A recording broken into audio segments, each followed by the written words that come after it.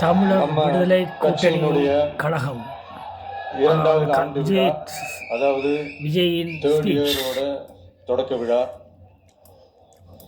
இன்னைக்கு தமிழ்நாட்டில் ஒரு மிகப்பெரிய ஒரு கட்சியாக நம்ம வளர்ந்து இருக்கிறோம் அப்படின்னா அது உங்களால் தான். ப்ளஸ் நம்மளை நேசிக்கிற கோடிக்கணக்கான மக்களும் தான் அதுக்கு ஒரு மிக முக்கிய ஒரு காரணம்.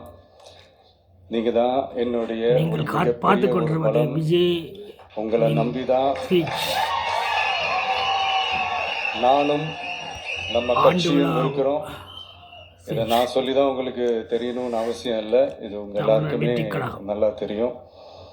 அதனால இன்னைக்கு உங்கள் எல்லாருக்கும், நம்ம கட்சியில் இருக்கிற தோழர்களுக்கும் தொண்டர்களுக்கும், இந்த கட்சியினுடைய ஒரு தலைமை தொண்டனான என்னுடைய வாழ்த்துக்களும் நன்றிகளும்.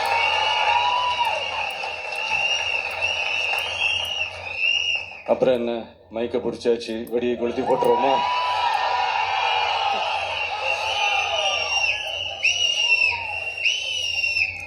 (1977) ஜூன் மாதம் நினைக்கிறேன், ஜூன் மாதத்தில் புரட்சி தலைவர் எம்ஜிஆர் அவர்கள் ரேடியோவில் ஒரு பேட்டி ஒன்று கொடுத்தாங்க.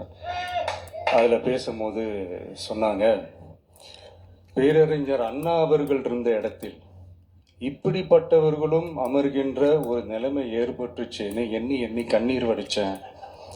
அன்னைக்கு அந்த கண்ணீரை துடைக்க ஆரம்பித்த இயக்கம் தான் அண்ணா திராவிட முன்னேற்ற கழகம்னு சொன்னார். அதே மாதிரி 2017 அப்புறம் 2021 அப்புறம் தமிழ்நாட்டுடைய நிலைமையை பற்றி யோசித்து பார்த்த நம்ம தமிழக மக்கள், காமராஜர் அவர்கள் இருந்த இடத்தில், அண்ணா அவர்கள் இருந்த இடத்தில், எம்ஜிஆர் அவர்கள் இருந்த இடத்தில் இப்படிப்பட்டவர்களும் அமர்கின்ற ஒரு நிலைமை ஏற்பட்டுச்சேன்னு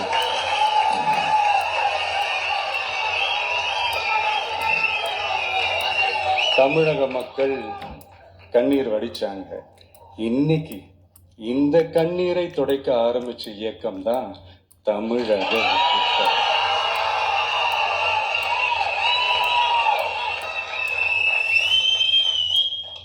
இப்படியெல்லாம் நம்ம பேசுறதுனால கண்டிப்பா சில பேர் கொந்தளிப்பாங்க.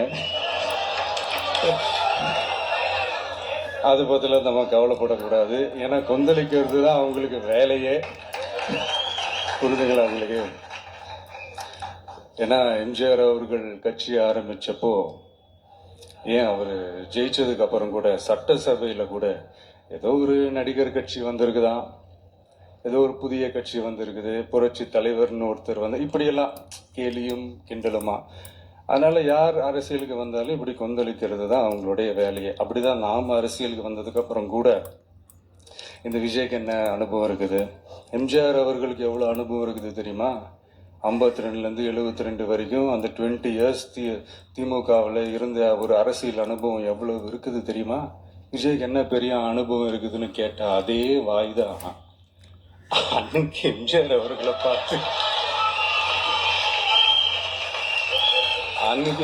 அவர்களை பார்த்து, அரசியல் அரிச்சியோடி தெரியாதவர், கவர்ச்சியை மட்டுமே நம்பி இருக்கிறவர், அட்டக்கத்தி, வாய் விளம்பர வள்ளல்,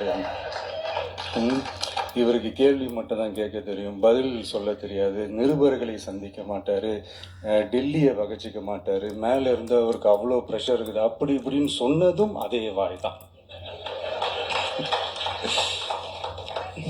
அதனால் எம்ஜிஆர் அவர்களை மட்டும் இல்லை, அவருடைய தொண்டர்களை கூட விட்டு வைக்கல. அது என்னது, இந்த பளபளப்பு ஜொலி ஜொலிப்பை பார்த்தா பல்லிழிப்பவங்க, இப்படியெல்லாம் கிண்டலும் கேலியுமா, இதையெல்லாம் மக்கள் ஒரு மாதிரி சைலண்ட்டாக வாட்ச் பண்ணிக்கிட்டு என்ன பண்ணாங்கன்றது உங்களுக்கே நல்லா தெரியும். அவர் ஜெயிச்சதுக்கப்புறம் இந்த அரசியலில் பழந்துன்னு கொட்டை போட்டு அனுபவிச்சாலே இருப்பாங்கன்னு சொல்லுவாங்கல்ல, அவங்க எல்லாருக்குமே அந்த கோட்டைன்றது ஒரு பகல் கனவாவே மாறிடுச்சுன்னா